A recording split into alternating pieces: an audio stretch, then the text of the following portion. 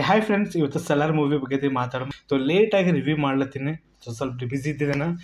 ಡೀಟೇಲಾಗಿ ನಾವು ಮಾತಾಡೋ film story ನನಗೆ ಹೆಂಗೆ ಅನ್ಸೋದು, ಫಿಲ್ಮ್ ಆ್ಯಕ್ಟರ್ ಯಾರ, ಫಿಲ್ಮ್ನಲ್ಲಿ ಆ್ಯಕ್ಟರ್ ಯಾರ ಒನ್ ಬೈ ಒನ್ ನಾವು ಮಾತಾಡ್ಮು. ನನ್ನ ವಿಡಿಯೋ ಪಸಂದ ಲೈಕ್ ಮಾಡಿ ಸಪೋರ್ಟ್ ಕೊಡ್ರಿ. ಫಸ್ಟ್ ಮಾತಾಡಬೇಕಂದ್ರೆ ಮೂವಿ ಟೈಮ್ ಆದ 3 ಗಂಟೆ 3 ನಿಮಿಷ ಒಳಗೆ ಅದ, ಅಂದ್ರೆ 3 ಗಂಟೆ ಮೂವಿ ಅನ್ಕೋರಿ. ಫಿಲ್ಮ್ ಆ್ಯಕ್ಟರ್ ಪ್ರಶಾಂತ್ ನೀಲ್ ಏನು ಮಾತಂದಿರೋರು ಅದೇ ಜಾನ್ದಾಗ ಇದು ಮೂವಿ ಬಂದಿದೆ. ಒಂದು ಮಾಸಿ ಆ್ಯಕ್ಷನ್ ಮೂವಿ ಅಂತಿಲ್ಲ. KGF ಚಾಪ್ಟರ್ 1 ಚಾಪ್ಟರ್ 2 ಆದಮೇಲೂ ಸಲಾರ್ ಮೂವಿನ ಒಂದು ಮಾಸಿ ಆ್ಯಕ್ಷನ್ ಮೂವಿ ಅದ. ಸ್ಟೋರಿ ಸರಿಯಾಗದ. ಬ್ಯಾಕ್ಗ್ರೌಂಡ್ ಮ್ಯೂಸಿಕ್ ಅದು ಮುಂದೆ ಹೆಂಗೆ ಅನ್ಸೋದು ಹೇಳೋಕ್ಕೆ ಕೋಶಿಶ್ ಮಾಡ್ತೀನಿ. ಇದು ಫಿಲ್ಮ್ ಸ್ಟೋರಿ ಡೈರೆಕ್ಟರ್ ಸರ್ ಅವಾಗ ಅಂದರು ಇಬ್ಬರು ಫ್ರೆಂಡ್ಶಿಪ್ ಮೇಲೆ ಅದ. ಅವ್ರು ನಡ್ಬರ್ಕ್ ಒಂದು ದೊಡ್ಡ ಪ್ರಾಬ್ಲಮ್ ಆಗ್ತದ ಒಂದು ಟೈಮ್ ಆದಮೇಲೆ. ಅದಕ್ಕೆ ಆಳಕ್ಕೆ ಕಾರಣ ಏನು ಮೂವಿ ನೋಡಿದ್ಮೇಲೆ ನಿಮ್ಗೆ ಗೊತ್ತಾಗ್ತದ. ಬಟ್ ಎಂಡಿಂಗ್ದಾಗೂ ಒಂದು ಸರ್ಪ್ರೈಸ್ ಫಿಲ್ಮ್ ಸ್ಟೋರಿ ಇಟ್ಟಾರ. ಅದನ್ನು ನಾವು ನೋಡಿಗೆ ನಾನು ಶಾಕ್ ಅದ. ಇದು ಥರ ಮಾರ್ನಿಂಗ್ ಮೂವಿ ನೋಡ್ಲಿಕ್ಕೆ ಹೋದಾಗ ನಾ ಅನ್ಕೊಂಡಿಲ್ಲ ಇಷ್ಟಗನ ಪಬ್ಲಿಕ್ ಬರ್ತದೆ. ಯಾಕಂದ್ರೆ ಪ್ರಭಾಸ್ ಗಾರು ಲಾಸ್ಟ್ ಮೂವಿಗಳು ಎಲ್ಲೂ ಫ್ಲಾಪೇ ಅದು. ಆದಿಪುರುಷ್ ಮೇಲೆ ಮುಟ್ಟ ನಂಬಿಕೆ ಇಟ್ಕೊಂಡ್ರೆ ಮಂದಿ, ಅದ್ರ ಮೂವಿ ಫ್ಲಾಪ್ ಆಯಿತು. ಹೈಲಿ ಬಜೆಟ್ ಇತ್ತು. ಪ್ರಭಾಸ್ ಗಾರಿಗೂ ಬಾಹುಬಲಿ ಆದಮೇಲೆ ಒಂದು pan India superstar hero ಎಲ್ಲೋ ಮಂದಿ ಅನ್ಕೊಂಡ್ರು. ಬಟ್ ಬಾಹುಬಲಿ ಆದಮೇಲೆ ಆ ಥರ ಅವ್ರಿಗೆ ಯಾವಾಗಲೂ ಸ್ಟೋರಿ ಸಿಗಲಿಲ್ಲ. ಅವ್ರದ್ದು ಏನು ಕಟ್ಔಟ್ ಅದ, ಅವ್ರದ್ದು ಏನು ಹೈಟ್ ಅದ, ಯಾವ ಡಾಕ್ಟರ್ನ ಅದೇ ಥರ ಯೂಸ್ ಮಾಡಿಲ್ಲ. ಪ್ರಶಾಂತ್ ನೀಲ್ ಹೆಂಗೆ ಯೂಸ್ ಮಾಡ್ಯಾರ ಫಿಲ್ಮ್ನಲ್ಲಿ, ಅವ್ನ ಹೈಟ್ ಪ್ರಕಾರ ಒಂದು ಆ್ಯಕ್ಷನ್ ಮೂಮೆಂಟ್ ಹೆಂಗೆ ಇಡಬೇಕು ಪ್ರಶಾಂತ್ ನೀಲ್ ಗೊತ್ತದ. SS ರಾಜಮೌಳಿ ಸರ್ ಗೊತ್ತದ. ಅವ್ರ ಪರ್ಸನಾಲಿಟಿ ಪ್ರಕಾರ ಆ್ಯಕ್ಷನ್ ಮೂಮೆಂಟ್ ಹೆಂಗೆ ಈ ಫಿಲ್ಮ್ ಅದೇ ಥರ ನಾವು ಅನ್ಬೋದಲ್ಲ. ಒಂದು ಪ್ರಭಾಸ್ ಗಾರಿಗೆ ಇದು ಪೂರಾ ಮೂವಿ ಅದ. ಫಿಲ್ಮ್ ಸ್ಟಾರ್ ಬಗ್ಗೆ ನಾವು ಮಾತಾಡ್ಬೇಕಂದ್ರೆ ಪ್ರಭಾಸ್ ಗಾರು, ಪೃಥ್ವಿರಾಜ್, ಶ್ರುತಿ ಹಾಸನ್, ಜಗಪತಿ ಬಾಬು, ದೇವರಾಜ್, ಬ್ರಹ್ಮಾಜಿ, ಇನ್ನ ಆ್ಯಕ್ಟರ್ ಫಿಲ್ಮ್ನಲ್ಲಿ ಯಾರ, ಗರುಡ ಗಮನ ಆ್ಯಕ್ಟರ್ ಫಿಲ್ಮ್ನಲ್ಲಿ ಯಾರ, ನಮ್ಮ KGF ರಾಕಿ ಬಾಯ್ ಹೊಡೆದ್ರಾರ ಅವ್ರನ್ನ ಫಿಲ್ಮ್ನಲ್ಲಿ ಯಾರ. ಅವ್ರ ಸ್ಟೋರಿ ನನಗೆ ಹೆಂಗೆ ಅನ್ಸಂದ್ರೆ ಇವ್ರಿಗೆ ಯಾಕೆ ಇಟ್ಟಾರ ಅಂತ ನನಗೆ ಅನಿಸಿತ್ತು. ಬಟ್ ಥೋಡೆ ಪ್ರಭಾಸ್ ಗಾರು ಹೆಂಗೆ ಎಂಟ್ರಿ ಸ್ಟಾರ್ಟಿಂಗ್ ಪಾಯಿಂಟ್ ಕೊಡ್ತಾರಲ್ಲ, ದೇವ ಕ್ಯಾರೆಕ್ಟರ್ ಇಂಟ್ರಡ್ಯೂಸ್ ಇರ್ತಾರಲ್ಲ, ಅಲ್ಲಿ ಯಾವಾಗ ಎಂಟ್ರಿ ಕೊಡ್ತಾನೆ ಪಬ್ಲಿಕ್ ಆ ಥರ ಕ್ರೌಡ್ಲಿ ಚೀರೋದೆ ಅಂದರೆ ಪ್ರಭಾಸ್ ಗಾರು ಈ ಥರ ನಿಜವಾಗ್ಲೂ ಮಜಾ ಬಂದಿತ್ತು. ಅಷ್ಟೇ ಪಬ್ಲಿಕ್ ಚೀರ್ಲತ್ತಿದ್ದಲ್ಲ, ನನಗೂ ಮಜಾ ಬಂದಿತ್ತು. ಎಷ್ಟೋ ದಿನ ಆದಮೇಲೆ ನಾನು ಆ ಥರ ಪ್ರಭಾಸ್ ಗಾರು ನಾನು ಚೀರಿನಿ ಥಿಯೇಟರ್ನಲ್ಲಿ ಮುಟ್ಟ ಇಷ್ಟ ಆಗಿತ್ತು. ಸೆಕೆಂಡ್ ಏನಂದ್ರು, ಯಾವಾಗ ಆ್ಯಕ್ಷನ್ ಮೂಮೆಂಟ್ ಇರ್ತಾರೆ ನೋಡಿ ಫಿಲ್ಮ್ನಲ್ಲಿ ಸ್ಟಾರ್ಟಿಂಗ್ ಪಾಯಿಂಟ್ನಲ್ಲಿ ದೇವ ಬಂದಾಗ, ಇದು ಪ್ರಶಾಂತ್ ನೀಲ್ ಕಾಂಬಿನೇಷನ್ದಾಗೆ ಸಲಾರ್ ಮೂವಿ ನಾನು ನೋಡ್ಲತ್ತೀನಿ. ಇಲ್ಲಿ ಪ್ರಭಾಸ್ ಗಾರು ಆರ, ಏನು ಬಾಲಕೃಷ್ಣ ಆರ, ಏನು ಡೈರೆಕ್ಟರ್ ಏನು ಬೋಯ್ಪಾಟಿ ಆರ, ನನಗೆ ಆ ಥರ ಅನಿಸಿದೆ. ಯಾಕಂದ್ರೆ ಬೋಯ್ಪಾಟಿ ಬಾಲಕೃಷ್ಣ ಕಾಂಬಿನೇಷನ್ ಎಷ್ಟೋ ಮೂವಿಗಳು ಬಂದವ.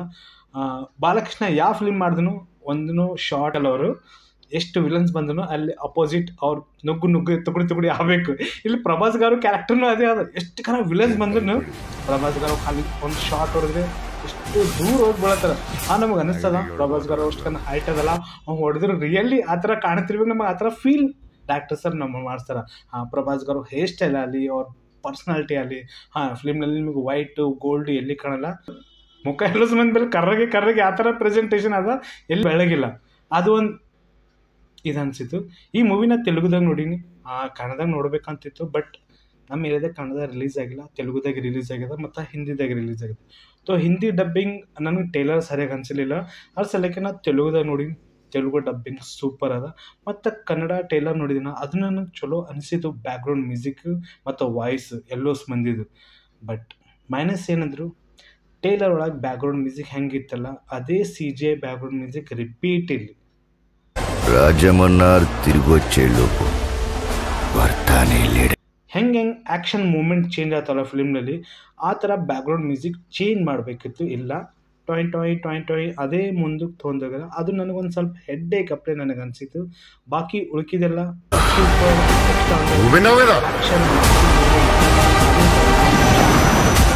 ನಾವು ಮಾತಾಡೋ ಮೂವಿ ಪಾಯಿಂಟ್ ಫಿಲ್ಮ್ನಲ್ಲಿ ವಿಲನ್ ಯಾರಿಲ್ಲ.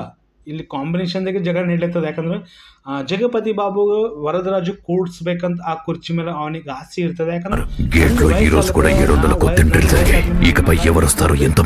ಆ ಕುರ್ಚಿ ಸಂಗಟ ಎಷ್ಟು ಕುರ್ಚಿಗಳವಲ್ಲಿ ಅಂದ್ರೆ ಇವ್ದು ಮುಗಿದ್ಮೇಲೆ ನಾ ಕೊಡ್ಬೇಕು, ನಾ ಆದ್ಮೇಲೆ ನನ್ನ ಮಗ ಕೊಡ್ಬೇಕಂತ ಎಲ್ಲೋ ಮಂದಿಗೆ ಆಸೆ ಇರ್ತದ, ಪವರ್ಫುಲ್ ಕುರ್ಚಿ ಮೇಲೆ ಕೊಡ್ಬೇಕಂತ.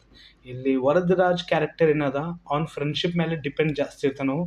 ಅಂದ್ರೆ ಅವನಿಗೆ ಏನಾಯ್ತಂದ್ರೆ ಇಲ್ಲಿ ದೇವ ಬರ್ತಂತ ಅವನಿಗೆಲ್ಲ ಪಕ್ಕ ಗೊತ್ತದ. ಇಲ್ಲಿ ದೇವ ಕ್ಯಾರೆಕ್ಟರ್ ಏನದು ಮುಟ್ಟ ಸೈಲೆಂಟ್, ಅಂದ್ರೆ ಜಾಸ್ತಿ ಮಾತಾಡಲ್ಲ, ಒಂದು ಬಂದು ಖತಮ್ ಫಿನಿಶ್ ಆ ಥರ ಅವ್ರ ಆ್ಯಕ್ಷನ್ ಮೂಮೆಂಟ್ ಅಂತೀವಲ್ಲ, ಆ ಸಿಗರೇಟ್ ಸೇದ ಸ್ಟೈಲ್ ಅಲ್ಲಿ ಪ್ರಶಾಂತ್ ನೀಲ್ ಮುಟ್ಟ ಸ್ಮಾರ್ಟ್ಲಿ ತೋರಿಸ್ಯಾರವರು, ಅದು ಕಾಂಬಿನೇಷನ್ ಅನ್ನೋದು. ಹಾಂ, ಥೋಡೆ ವಿಲನ್ಗೆ ಈ ಥರ ಪ್ರೆಸೆಂಟೇಷನ್ ಕೊಟ್ಟಾರ, ಇಬತ್ತಿ ಹಚ್ಕೊಂಡ್ ಕೇಸಿ ಅವನಿಗೆ ಈ ಥರ ವಿಲನ್ ಕೊಟ್ಟಾರ, ಅದೊಂದು ಪಾಯಿಂಟ್ ನನಗೆ ಏನೋ ಆ ಥರ ನನಗೆ ಅನಿಸಿದ್ದು. ಬಾಕಿ ಶ್ರುತಿ ಹಾಸನ್ ಕ್ಯಾರೆಕ್ಟರ್ ಅದಲ್ಲ, ಫಾರಿನ್ ಲೆಸ್ ಬಂದಾಳಕಿ, ಇಲ್ಲಿ ಬಂದಮೇಲೆಲ್ಲ ಸಿಗೇ ಬಿದ್ದಾಳ ಇವ್ರು ನಡ್ಬರ್ಕೊಳಗೆ. ಅಲ್ಲಿ ಶ್ರುತಿ ಹಾಸನ್ ಇವ್ರ ಗ್ಯಾಂಗ್ನಾಗ ಯಾಕೆ ಬಿದ್ದಾಳ ಅಂದ್ರೆ ಇದು ಮೂವಿ ನೋಡಿದ್ಮೇಲೆ ನಿಮ್ಗೆ ಗೊತ್ತಾಗ್ತದ ಅವ್ರ ಸ್ಟೋರಿ ಏನದ. ಬಟ್ ಬ್ರಹ್ಮಾಜಿಗೆ ಅದಕ್ಕೆ ಇಟ್ಟದ, ಅದು ನನಗೆ ಅರ್ಥ ಆಗಿಲ್ಲ. ಫಿಲ್ಮ್ನಲ್ಲಿ ಎಲ್ಲಿ ನಿಮಗೆ ಕಾಮಿಡಿ ಅಪ್ಲೈ ಅನ್ಸಲ್ಲ, ಬಾಸ್ ಖಾಲಿ ಹೊಡೆದೆ ಆ ಥರ ಫಿಲ್ಮ್ನಲ್ಲಿ ಸೀನ್ ಅದ.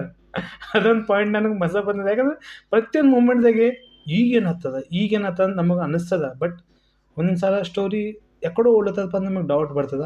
ಹಾಂ, ಸ್ವಲ್ಪ ನಮಗೆ ಸ್ಟೋರಿ ಒಂದು ಕಡೆಗೆ ತಾಗೊಳತ್ತ ನಮಗೆ ಅನಿಸ್ತದ. ಬಟ್ ಇನ್ನೊಂದು ಕಡೆಗೆ ಪ್ರಭಾಸ್ ಅವರು ಇಂಟರ್ವ್ಯೂ ಕೊಡ್ತಾನಲ್ಲ, ಮತ್ತು ಸ್ಟೋರಿ ಎಕ್ಕಡೋ ಓಡ್ಲತ್ತ ಅಂತ ನಮಗೆ ಆ ಥರ ಫೀಲ್ ಅನ್ನಿಸ್ತದ.